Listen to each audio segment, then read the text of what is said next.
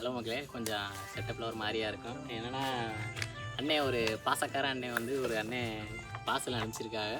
GMS பெருடைய form Salem அப்படின்னு சொன்னால் கண்டிப்பாக எல்லாத்துக்கும் தெரியும். அண்ணன் வந்து பார்சல் அனுப்பிச்சிருக்காங்க. அண்ணே பார்சல் வந்துருச்சுனே, பார்சல் நல்லாயிருக்கு, பேக்கிங் எல்லாம் நல்லாயிருக்கு. ஆனால் இதை தூக்கி இப்படி ஓரமாக வச்சுருவோம். அண்ணே இதுக்குள்ளே என்ன இருந்தாலும் சரி எனக்கு ஓகே தான். சொல்லப்போனால் எனக்கு இந்த பார்சல் மேலே பெருசாக வந்து ஈடுபாடு கிடையாது. நீங்கள் அந்த கொடுக்கணும்னு ஒரு மனசு வந்து அனுப்பிச்சிருக்கே பாருங்கள், அதுதான் நான் சம்பாதிச்சதான் நான் நினைக்கிறேன். முத அண்ணன் மெசேஜ் பண்ணாங்க. நான் கூட ஃபஸ்ட்டு மெசேஜ் இந்த பக்கம் நான் பார்த்து ஃபேக் ஐடியா இருக்குமோ அப்படின்னு நினச்சேன். பார்த்தா அண்ணன் ஒரிஜினல் ஐடி தான். அதுலேருந்து தம்பி அருமையாக வீடியோ போடுறீங்க தம்பி, இன்னும் மேலும் வளரணும் அப்படின்னு சொல்லியிருக்காங்க. அண்ணன் வந்து எவ்வளோ பெரிய ஜாம்பவான்னு அண்ணன் வீடியோ பார்க்குறதுக்குள்ள தெரியும். அண்ணனை பார்த்து தான் நான்லாம் வந்து கோழி வந்து இப்படிலாம் வளர்க்கணும், இப்படிலாம் மெடிசன் பண்ணணும், இப்படிலாம் லைன் மாறாமல் ஒரே லைன்லேருந்து கோழிகளை வந்து உருவாக்கணும் சொல்லி அண்ணனை பார்த்து தான் நான் வந்து அவள் தான் ஒரு இன்ஸ்பிரேஷனாக எடுத்து நம்ம வந்து வீடியோ பார்த்து அந்த அண்ணன் வீடியோ பார்த்து நம்ம வளர்த்துக்கிட்டு இருந்தோம். அண்ணன் இன்னொரு விஷயம் சொன்னாங்க. என்ன சொன்னாங்கன்னா, தம்பி நீ எனக்கு எப்போ வேணாலும் ஃபோன் அடி, என்ன டவுட்னாலும் எனக்கு ஃபோன் அடி, நான் உனக்கு எல்லாமே நான் சொல்கிறேன் அப்படின்னு சொல்லி அண்ணன் சொல்லியிருக்காங்க. நல்லா பெரிய இடத்துல நம்ம பண்ணிக்கிட்டு இருக்கோம் அப்படிங்கிற ஒரு அந்த ஒரு இதுவே இல்லை.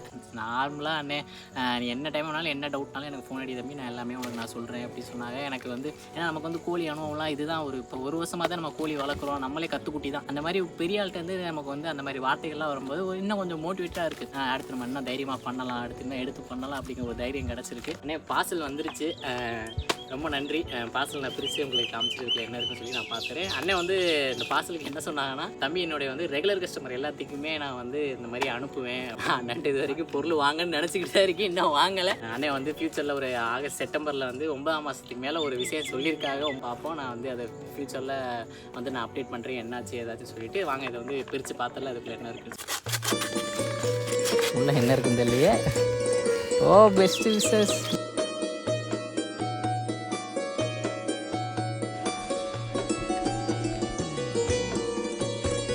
அண்ணே சூப்பராக இருக்குண்ணே. ஐயா ஜிஎம்எஸ் அண்ணே, நமக்கு நாட்டு பூசணி, கருப்பு தக்காளிலாம் நான் என் வாழ்நாளில் பார்த்ததே இல்லை. இப்போ நாட்டு அவரை, ரொம்ப நன்றிண்ணே. நான் இதெல்லாம் நினச்சிருக்கேன், நான் எக்ஸ்பெக்டே பண்ணலேண்ணே. ஐயோ நம்ம வேற சும்மா சாதாரண விதையை வேற நம்மகிட்ட இருந்து சொரையும் பறவைங்கும் பறவைக்காயும் கொடுத்து விட்டுருந்தா, அது பார்த்தா அண்ணன் பயங்கரமான விதையெல்லாம் அனுப்பிச்சிருக்காங்களே.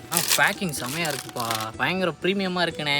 பேனா அருமையாக இருக்குண்ணே. இதை வந்து நான் கௌதம்கிட்ட கொடுத்துட்றேன், நான் எழுதிக்குவேன் பிள்ளை. பேனா அடி வச்சுக்கோ. தேங்க்யூ சொல்லு அண்ணன். தேங்க்யூ. என்ன நல்லா இருக்கா? இந்த அண்ணன் வர்றாங்களா நம்ம தோப்புக்கு? எனக்கு வந்து விதையை பார்க்கும்போது ரொம்ப சந்தோஷமா இருக்கு. ஏன்னா கருப்பு தக்காளி நீங்க அனுப்பிச்சுதான் நான் பார்க்குறேன். ரொம்ப நன்றிண்ணே. நிறையா வந்து சீட்ஸ் சம்மந்தமாகவும் அண்ணன் நிறையா பண்ணிக்கிட்டு இருக்காங்க. மெயினாக வந்து ப்ரீடிங்கு, சேவல் சேல்ஸ், அந்த சேல்ஸ் வந்து சிக்ஸ் சேல்ஸ் வந்து பயங்கரமாக பண்ணிகிட்டு இருக்காங்க. அண்ணனோட பேஜ் வந்து நான் கீழே டேக் பண்ணி விட்றேன், முடிஞ்சால் வந்து செக் பண்ணி பாருங்கள்.